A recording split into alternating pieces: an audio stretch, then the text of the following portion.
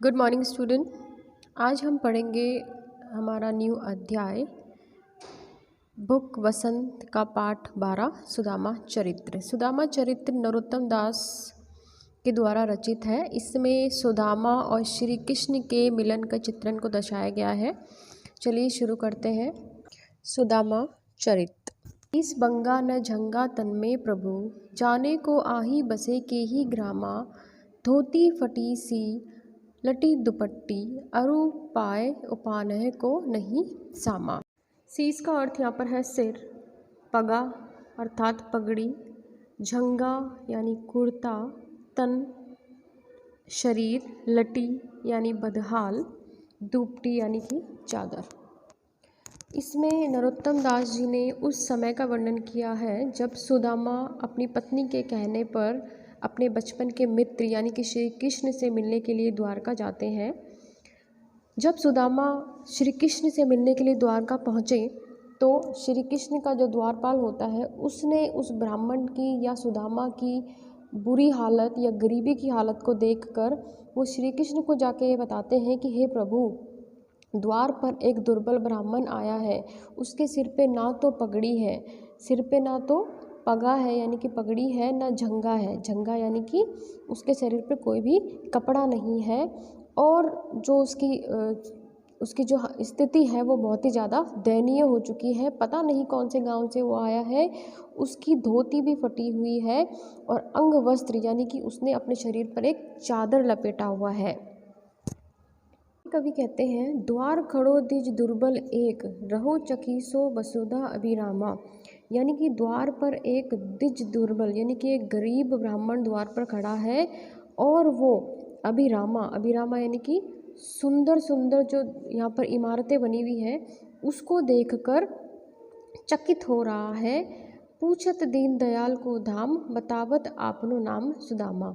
और वो दीन दयाल के धाम को या दीन दयाल जहाँ पर रहते हैं उसको पूछ रहा है और अपना नाम क्या बता रहा है, वो सुदामा बता रहा है। इन पंक्तियों में वसुधा का अर्थ है धरती और अभिरामा अर्थात सुंदर। देखते हैं दूसरा पद। ऐसे बेहाल बिवाइन सो, पग कंटक जाल लगे पुनि जोए, हाय महादुख पायो सखा, तुम आए इते न किते दिन खोए। बेहाल का अर्थ यहाँ पर है बुरी दशा, बिवाइन यानी कि फटी हुई जो हड्डी एड़ियाँ होती हैं, पग यानी पैर, कंटक यानी कि कांटे। महादुख का अर्थ यहाँ पर है बहुत बड़ा दुख, इते यानी कि यहाँ पर, किते यानी कितने। इनमें कवि ने सुदामा की दीन दशा को देखकर श्री कृष्ण जी के पास जब वो मिलने जाते हैं तो श्री कृष्ण जो है वो इनके बारे में क्या सोचते हैं इसकी दशा को बताया गया है। श्री कृष्ण जो है उनका जो स्वभाव होता है वो कैसा होता है, करुणा में स्वभाव होता है। और कवि इसमें कहता है कि सुदामा जो है उसके पाँव की जो बिवाई यानी कि जो एड़ियाँ हैं वो कैसी हैं, फटी हुई हैं, जिसके कारण उसे बहुत कष्ट सहना पड़ रहा है, उसे बहुत दर्द हो रहा है। उसके पैरों को देखकर ऐसा लग रहा है जैसे कि कोई कांटों का जाल बुना हुआ हो, इतनी ज़्यादा उसकी एड़ियाँ फटी हुई हैं। सुदामा को देखकर श्री कृष्ण के आगे क्या कहते हैं कि देखी सुदामा की दीन दशा, करुणा करिके करुणा निधि रोए। यानी कि सुदामा की इतनी गरीब दशा, इतनी दीन दशा देखकर करुणा निधि यानी कि श्री कृष्ण जो है वो करुणा से रोने लगे फूट फूट कर। पानी परात को हाथ छुओ नहीं, नैनन के जल सो पग धोए। कि वो परात लेके आए थे सुदामा के पैरों को धोने के लिए, लेकिन वो उनकी दशा को देख के इतने रोने लगे कि उसने पानी से हाथ ना धोकर क्या किया, अपने आंसुओं से ही उनके पाँवों को धो दिया। कछु भाभी हमको दियो, सो तुम काहे न देत, चापी पोटरी काख में, रहे कहो कहीं हेत। चापी का अर्थ यहाँ पर है दबाकर, पोटरी यानी पोटली, काख यानी कि बगल में। इसमें श्री कृष्ण क्या कह रहे हैं कि जो सुदामा की पत्नी ने उनको दिया था श्री कृष्ण को देने के लिए, तो श्री कृष्ण ये कह रहे हैं कि कछु भाभी हमको दियो, सो तुम काहे न देत, कि कि भाभी ने जो तुम्हें मुझे देने के लिए पोटली दी है वो तुम मुझे क्यों नहीं दे रहे हो, तुम उसे खाक में दबाकर क्यों बैठे हो। श्री कृष्ण उनसे कह रहे हैं कि ये पोटली मुझे दे दो, क्योंकि सुदामा की पत्नी ने ये पोटली जो है वो श्री कृष्ण के लिए दी है। आगे चना गुरु मातु दयते, लय तुम चाबी हमें नहीं दीने, श्याम कहियो मुस्काए सुदामा सो, चोरी की बान में होत जू प्रवीणे। चाबी का अर्थ यहाँ पर है चबा गए, बान अर्थात आदत, प्रवीणे यानी कि प्रवीण होना। आगे इसमें क्या कह रहे हैं, वो ये कह रहे हैं कि जब बचपन में श्री कृष्ण और सुदामा दोनों गुरुकुल में साथ पढ़ते थे और गुरु माता जब उनको चने देती थी तो सुदामा क्या करते थे, उसको अकेले ही खा जाते थे और श्री कृष्ण का जो हिस्सा था वो उनको नहीं दिया जाता था, बल्कि श्री कृष्ण का जो हिस्सा था वो भी सुदामा ही खा जाते थे। आगे की पंक्तियों में श्री कृष्ण कह रहे हैं कि वो मुस्कुरा रहे हैं, श्याम कहियो मुस्काए सुदामा सो, यानी कि वो मुस्कुरा कर सुदामा से कह रहे हैं कि चोरी की बान में हो जो प्रवीण हो, यानी कि चोरी करने की आदत में तो तुम्हें प्रवीणता प्राप्त है, यानी कि तुम्हें बहुत अच्छी तरीके से चोरी करनी आती है। पोटरी काख में चापी रहे तुम, खोलत नाही सुधा रस भीने, पाछली बानी अजूना तजो तुम, ते सही भाभी के तंदुल कीने। यहाँ पे सुधा का अर्थ है अमृत, भीने यानी कि भीगे हुए, तंदुल का अर्थ यहाँ पर है चावल। श्री कृष्ण यहाँ पर क्या कह रहे हैं कि जो पोटरी तुम बगल में छुपा कर बैठे हो, जिसको खोल नहीं रहे हो, उसमें क्या है, सुधा रस भीने यानी कि अमृत के रस में भीगे हुए जो है उसमें चावल रखे हुए हैं, तंदुल यानी कि चावल रखे हुए हैं। पांचली बानी अजो ना तो जो तुम, यानी कि जो पीछे की तुम्हारी आदत है, बानी यानी कि पुरानी जो तुम्हारी आदत है वो तुम छोड़ नहीं रहे हो और आज भी तुम उसी तरीके से उस चावल को छुपा के बैठे हो जैसे कि तुम गुरु माता के चने खा गए थे। तैसे ही भाभी के तंदुल कीने, यानी कि वैसे ही भाभी के द्वारा दिए हुए चावल को भी तुम छुपा के बैठे हो ताकि तुम अकेले खा सको उसको, और तुम मुझे वो नहीं दे रहे हो, यानी कि तुम्हारी जो पुरानी आदत है वो आज भी नहीं जा रही है। वह पुलकनी वह उठी मिलनी वह आदर की बात, वह पटवनी गोपाल की कछु न जानी जात। इसमें पुलकित का अर्थ है प्रसन्न होना, पटवनी यानी कि विदाई, जानी जात यानी कि भुलाया नहीं जा सकता। इन पंक्तियों में जो कवि है वो सुदामा की खीज को व्यक्त कर रहे हैं, यानी कि जो वो वहाँ से दुखी होकर गए थे उसको व्यक्त कर रहे हैं, क्योंकि सुदामा की पत्नी ने क्या किया था, अपनी सहायता के लिए या कुछ पैसे लेने के लिए सुदामा को श्री कृष्ण के पास भेजा था, लेकिन ऐसा हुआ नहीं। तो इस कथन में जब सुदामा वापस अपने गांव की तरफ लौट रहे होते हैं तो मन ही मन वो क्या कहते हैं, पीछे के पलों को याद करते हैं।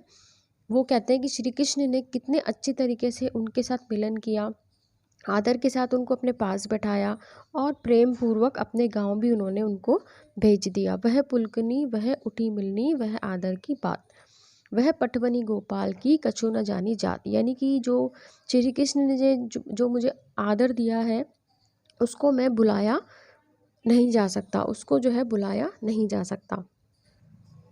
खा भयो जो अब भयो, हरि को राज समाज, घर घर कर ओढ़त फिरे, तनक दही के काज। इन पंक्तियों में कवि क्या कह रहे हैं कि जब वो सुदामा गांव की तरफ लौट रहे होते हैं तो वो श्री कृष्ण के बारे में सोचते हैं कि क्या हुआ जो अब श्री कृष्ण जो है वो समाज के राजा बन गए हैं, लेकिन पुराने टाइम में तो वो क्या करते थे, थोड़े से दही के लिए भी घर घर घूमते फिरते थे और मैं उनके पास सहायता के लिए आया लेकिन उन्होंने मुझे खाली हाथ ही लौटा दिया।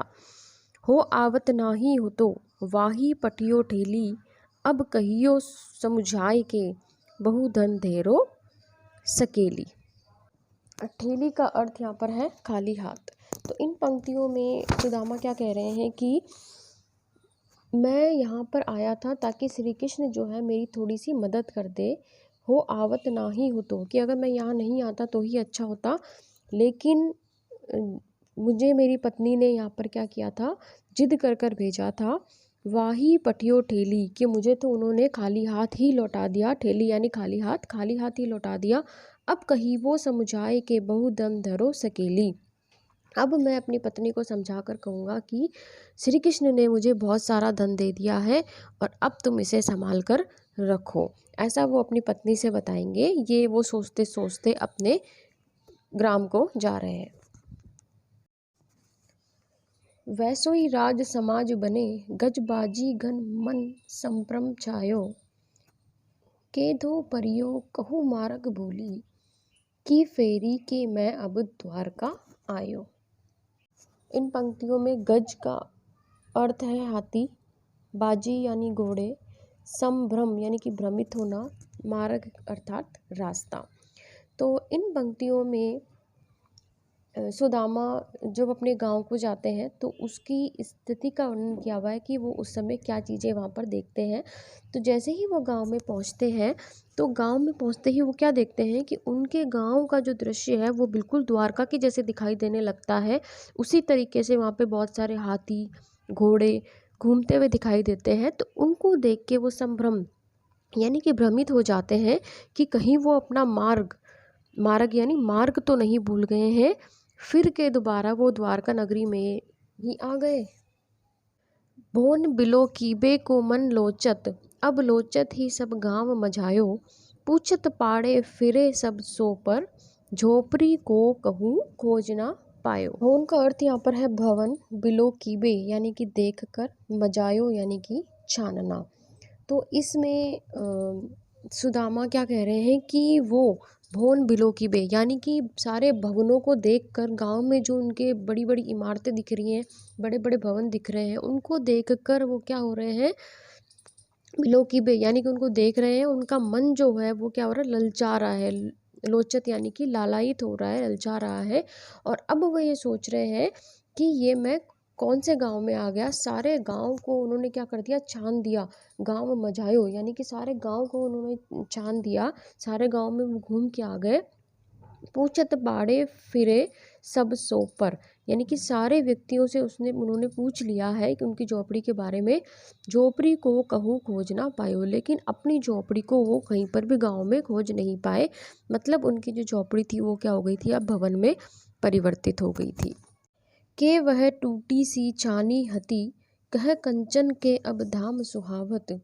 के पग में पन्ही न हती, कह ले गजराजहु ठाडे महावत। छानी का अर्थ यहाँ पर है झोपड़ी, कंचन यानी सोने, धाम अर्थात भवन, पन्ही यानी कि जूती। इसमें क्या कह रहे हैं वो कि के वह टूटी सी छानी होती, कि क्या वो टूटी हुई सी मेरी झोपड़ी थी। कहे कंचन के अब धाम सुहावत, और अब क्या बन गए हैं, कंचन के यानी कि सोने के भवन बन गए हैं। के पग में पन्ही न होती, कि क्या तो मेरे पैर में जूते नहीं होते थे, और अब क्या घूम रहे हैं मेरे गांव में हाथी घूम रहे हैं, और हाथी को चलाने वाले महावत यानी कि हाथी को चलाने वाला जो होता है वो भी घूम रहे हैं। भूमि कठोर पे रात कटे, कह कोमल सेज पे नींद न आवत। के जुरतो नहीं गोदो सवा, प्रभु के प्रताप ते दाखना भावत। यहाँ पर सेज का अर्थ है बिस्तर, जुरतो यानी कि प्राप्त होना, कोदो यानी मोटा, प्रताप अर्थात की कृपा। तो इन पंक्तियों में सुदामा क्या कह रहे हैं कि भूमि कठोर पे रात कटे, कि जब मेरी पहले जो है एक कठोर यानी कि सख्त जमीन पे भी मेरी रात कट जाती थी।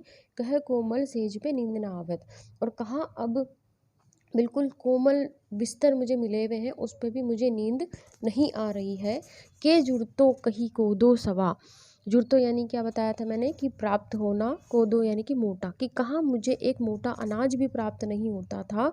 प्रभु के प्रताप ते दाखना भावत, और प्रभु की कृपा से मुझे जो है इतना सारा फल फ्रूट मिल गए हैं, वो भी मुझे अच्छे नहीं लग रहे हैं। यानी कि पहले एक अनाज से भी मेरा पेट भर जाता था और वो भी मुझे प्राप्त नहीं होता था, और कहाँ अब श्री कृष्ण की कृपा से मुझे फल भी अच्छे नहीं लग रहे हैं। तो इस प्रकार श्री कृष्ण ने अपने मुख से कुछ ना कहकर सुदामा को क्या किया था, अपार धन दौलत उपहार के रूप में दे दी थी, जो कि उनको कहाँ मिली थी, अपने गांव में पहुंचकर मिली थी। तो यहाँ पर हमारा ये पाठ 12 खत्म होता है, सुदामा चरित्र।